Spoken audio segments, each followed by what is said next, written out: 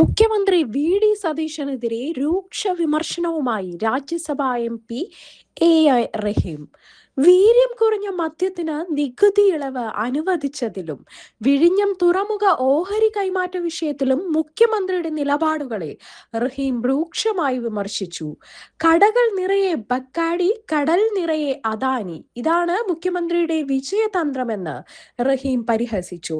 അദാനി ഗ്രൂപ്പുമായി കൂടിക്കാഴ്ച നടത്തിയ ആൾ എങ്ങനെ മുഖ്യമന്ത്രിയായി എന്ന് കെ.സി. വേണുഗോപാൽ വ്യക്തമാക്കണമെന്നും റഹീം ആവശ്യപ്പെട്ടു. കേരളം ഭരിക്കുന്നത് ബി.ജെ.പി. ആണോ എന്ന് കെ.സി. വേണുഗോപാൽ ചോദിച്ചത് ചൂണ്ടിക്കാട്ടിയാണ് റഹീം കെ.സിക്കെതിരെ ചോദ്യമുയർത്തിയത്. ചോദിച്ചത് വളരെ പ്രസക്തമായ ചോദ്യമാണെന്നും കോൺഗ്രസ് ഭരിക്കുന്ന കേരളത്തിൽ അദാനിക്ക് എങ്ങനെ ധൈര്യം വന്നു എന്നാണ് കെ.സി. വേണുഗോപാൽ ചോദിച്ചതെന്നും റഹീം പറഞ്ഞു. കെ.സിയുടെ പ്രതികരണത്തിൽ ആത്മാർത്ഥത ഉണ്ടെങ്കിൽ വി.ഡി. സതീശൻ നടത്തിയ മംഗലാപുരം യാത്രയെക്കുറിച്ച് വ്യക്തമാക്കണമെന്നും അദ്ദേഹം കൂട്ടിച്ചേർത്തു.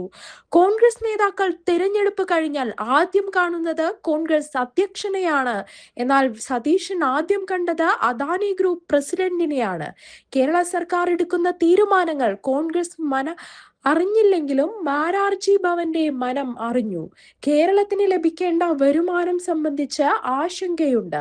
മംഗലാപുരം യാത്രയുടെയും അവിടുത്തെ കൂടിക്കാഴ്ചയുടെയും തുടർച്ചയാണോ ഇപ്പോൾ നടക്കുന്ന ഡീൽ? റഹീം ചോദിച്ചു. അദാനി ഗ്രൂപ്പിന്റെ ഉപസ്ഥാപനമായ അദാനി പോർട്ടേഴ്സിന് കീഴിലെ അദാനി വിഴിഞ്ഞം പോർട്ട് പ്രൈവറ്റ് ലിമിറ്റഡിന്റെ 49% ഓഹരികൾ എം.എസ്.സിക്ക് കൈമാറുന്നുവെന്നായിരുന്നു വാർത്തകൾ. എം.എസ്.സി ഗ്രൂപ്പിന്റെ ടെർമിനൽ വിഭാഗമായ ടെർമിനൽ ഇൻവെസ്റ്റ്മെന്റ് ലിമിറ്റഡിന്റെ ഉപസ്ഥാപനമായ മുൻഡി ലിമിറ്റഡ് ഓഹരികൾ സ്വന്തമാക്കുന്നുവെന്നായിരുന്നു പുറത്തുവന്ന വിവരം. ഏകദേശം 13,270 കോടി രൂപയ്ക്കായിരുന്നു കൈമാറ്റം.